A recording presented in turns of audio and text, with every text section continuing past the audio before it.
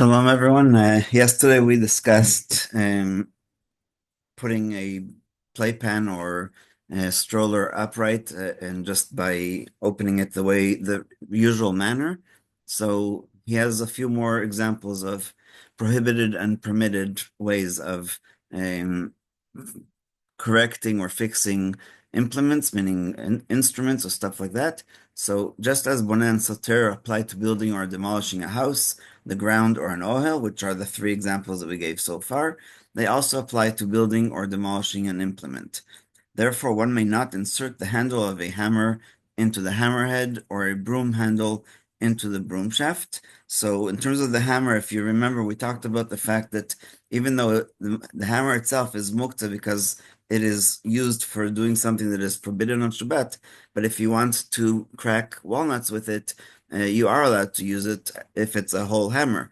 What Rabbi Melamed is talking about here is if the head of the hammer and the wood got separated, you are not allowed to put them together in order to do the permitted work. And we said that as long as the floor is a hard wood or anything but ground, you are allowed to sweep on Shabbat. And so again, if the broom handle got off of the broom itself, you are not allowed to reconnect them on Shabbat. A permanent insertion is prohibited by Torah law, while a temporary insertion is forbidden rabbinically. Um, so if it will get stuck there completely, and there's a lot of people, especially in Israel, when you have the squeegee for the floor, I don't know that many people have that here. We actually, because it's made out of a wooden handle, then there's a little hole there to put a nail in it for it to be kept permanently, and that obviously is what the Torah law prohibits. Similarly, it is prohibited by Torah law to put together a bed or chair using nails, screws, or glue, since such attachments are full and permanent. Fixing a chair leg or table leg that has fallen off is also forbidden, as is attaching or removing a rubber chair tip or table tip, the protector that goes on the ground in order for the metal not to scratch the floor. And if there's a possibility that people will forget it is Shabbat and end up fixing the implement, the sages forbid even moving it. For example, if a leg falls off a chair or table, one may not move the item and prop it up on another piece of furniture because someone might see it and decide to repair it. However, if the implement would be complicated to fix, or if it had already been used in this manner before Shabbat, there is no concern that he will forget and repair it on Shabbat, so it may be moved. So I had a relative who had a very old couch, and half of it was very sagging, but that's how it was, and they just never bothered to fix it. So that would be a good example of such a a piece of furniture that isn't. He's not talking about if a chair is about to lose one of its leg, and if somebody sits on it, they'll hurt themselves. Then for sure you are allowed to move it, and probably you should move it to a place where and upside down. That way people realize that that's why it's not being used, because otherwise you could come to this situation. One may use implement on Shabbat whose normal usage involves screwing or unscrewing. He's not talking about actual screws. Thus, one may screw a lid on a jar, salt shaker, or pressure cooker. Before we had crock pots, there was a cooker that I'm sure a lot of you remember. I remember my mother having one that twisted and then locked in place.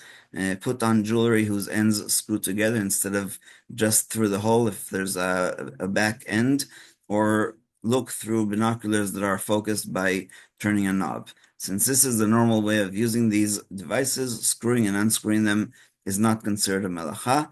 However, one may not unscrew something it is unusual to do so. For example, one may not unscrew the knob of a pot cover because we want to clean it or something like that, or maybe some liquid got into it. That is not allowed on Shabbat.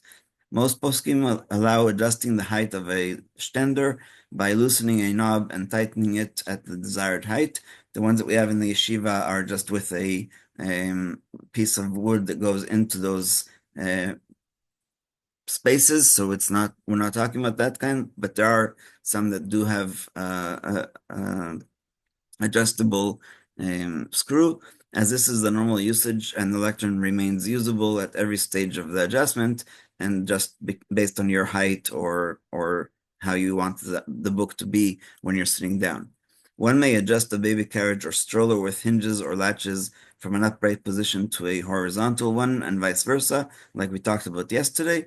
However, if doing so involves removing screws that hold the seat in position and then screwing them back in, it is forbidden because it entails making a strong attachment that is adjusted only infrequently, and also, obviously, if you didn't do it right, the baby could fall out of it, and that is impossible.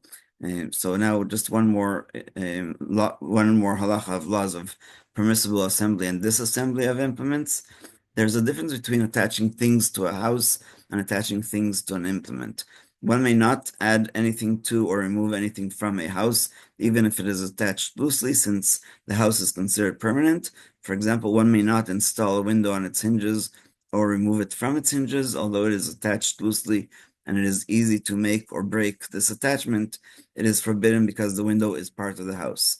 Note that if a wardrobe or freestanding closet has a volume of 40 se'ah, it has the same status as a house. Thus, one may not connect anything to a large wardrobe even loosely. In contrast, devices which are less permanent may be assembled using temporary attachments that do not require craftsmanship or strength. Therefore, and these are the examples, one may assemble and disassemble a portable cot of the type that travelers use, which can be assembled and disassembled daily, and which is loosely attached, or like a gurney, or what we called in the army a field bed.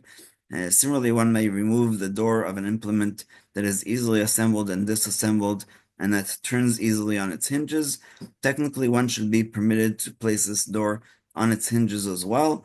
However, if the hinge is attached to the implement with nails or screws, the sages forbid it out of concern lest one tighten the attachment and thereby transgress a Torah prohibition. Only if nothing can be tightened, such as if the hinges is part of the implement, may the door then be attached to the implement. And last, the general principle here is that if an implement is normally assembled with a firm attachment, the sages forbid even attaching it loosely. They were concerned that one may forget and attach it firmly, thus transgressing a Torah prohibition. However, if an implement is assembled with temporary and easy attachments, there is no reason to fear that one will attach it firmly and thus transgress a Torah prohibition. And it may be assembled and disassembled. Therefore, one may extend a table by adding a leaf designed for this purpose, and one may remove a leaf as well. So if you see that your table is too long and you have less guests, I think this is one of the most practical halachot that are mamash almost every Shabbat, since the leaves are clearly temporary. Similarly, the feeding tray on a child's high chair, which is constantly attached and detached, may be used freely on Shabbat, since the attachment is loose. I just wanted to say something that I think we never discussed.